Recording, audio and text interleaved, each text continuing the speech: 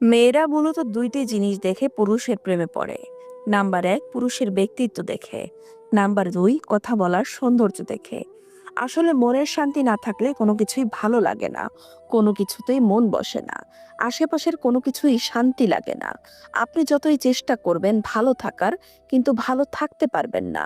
মনের শান্তি হচ্ছে সবচেয়ে বড় শান্তি। একটা ছেলের ফেসবুকে কভার ফটো হওয়া যতটা সহজ, একটা ছেলের মানিব্যাগের কোণে নিজের ছবি জায়গা করে নেওয়া তার চেয়ে অনেক কঠিন। ফেসবুকের কভার ফটো করাটা শো অফ মাত্র, কিন্তু মানিব্যাগের কোণে ছেলেরা ভালোবাসা পুষে।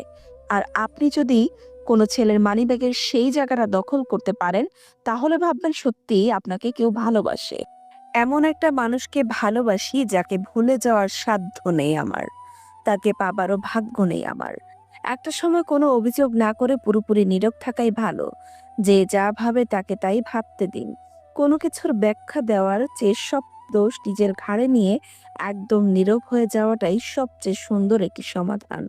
যে পুরুষ একটা নারীকে বুঝতে পারে, সে পৃথিবীর যে কোনো জিনিস বুঝতে পারবে, গৌরব করতে পারে। পুরুষের সর্বশেষ স্কুল হলো তার বউ। এরপর তার আর কোনো জ্ঞানের প্রয়োজন হয় না, এবং পূর্বের অর্জিত জ্ঞানও কোনো কাজে লাগে না। অহংকারী মানুষগুলো মাটিতে পা ফেলে যেমন হাঁটতে চায় না, ঠিক তেমনি তার ডানা মেলেও আকাশে উঠতে পারে না। কেননা অহংকার হলো ভারী একটা বোঝা। যত দিন যাবে ততই বুঝতে পারবেন একা থাকা বিরক্তিকর নয়, শান্তিপূর্ণ। কুকুরকে উপকার করুন, দেখবেন রাত জেগে আপনার বাড়ি পাহারা দিবে। আর মানুষকে উপকার করুন, দেখবেন সব থেকে মোটা বাঁশটাই আপনাকে দিবে। বাড়ির পাশের লোক মানে প্রতিবেশী নয়, তারা শুনে কম বুঝে বেশি, আর যা বোঝে তার থেকেও ছড়ায় বেশি। তারই নাম প্রতিবেশী। একটা পুরুষ সেই সময় ভেঙে পড়ে যখন নিজের জীবন বাজি রেখে পরিবারের জন্য কঠোর পরিশ্রম করে যায়, কিন্তু তাকে বোঝার মতো কেউ থাকে না। ভালো কথা খুঁজে না পেলে চুপ থাকো, খারাপ কথা বলার জন্য কেউ কিন্তু কোনোদিন নোবেল পায়নি। আজ যার কারণে তুমি হাসছো, একদিন দেখবে তার কারণেই তোমার কাঁদতে হবে। পার্থক্যটা শুধু সময়ে।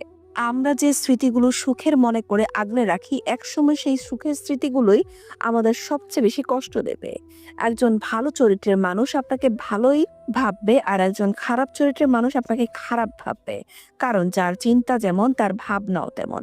ঝগড়া করার সময় মাথা ঠান্ডা করে কথা বলা উচিত, কারণ ঝগড়া হয়তো একসময় মিটে যাবে, কিন্তু হৃদয়ে চিরে রক্তক্ষরণের মতো কথাগুলো কোনোদিনই মিটে না।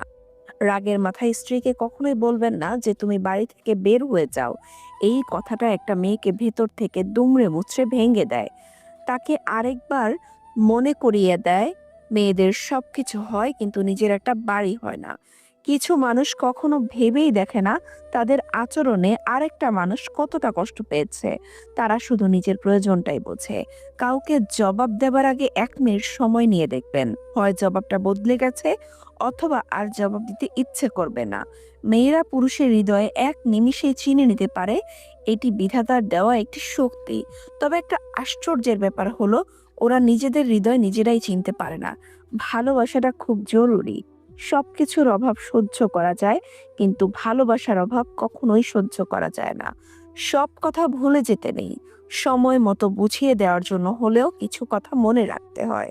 আপনার সমস্যাগুলোর কথা মানুষকে নয়, উপরওয়ালার কাছে বলুন। দেখবেন তিনি গোপনে শুনে গোপনেই তার সমাধান করে দেবে। যদি তুমি দ্রুত হাঁটতে চাও তাহলে একা হাঁটো, কিন্তু যদি তুমি অনেক দূরে যেতে চাও তাহলে একত্রে হাঁটো। একদিন ব্যথা অর্থকে বলল, দেখো তুমি কত ভাগ্যবান, সবাই তোমাকে পাওয়ার চেষ্টা করে। আর দেখো আমি কত বড় অভাগা, সবাই আমার কাছ থেকে দূরে চলে যাওয়ার চেষ্টা করে। অর্থ বলল, ভাগ্যবান তো তুমি, তোমাকে পেলে সবাই নিজের লোকের কথা মনে করে।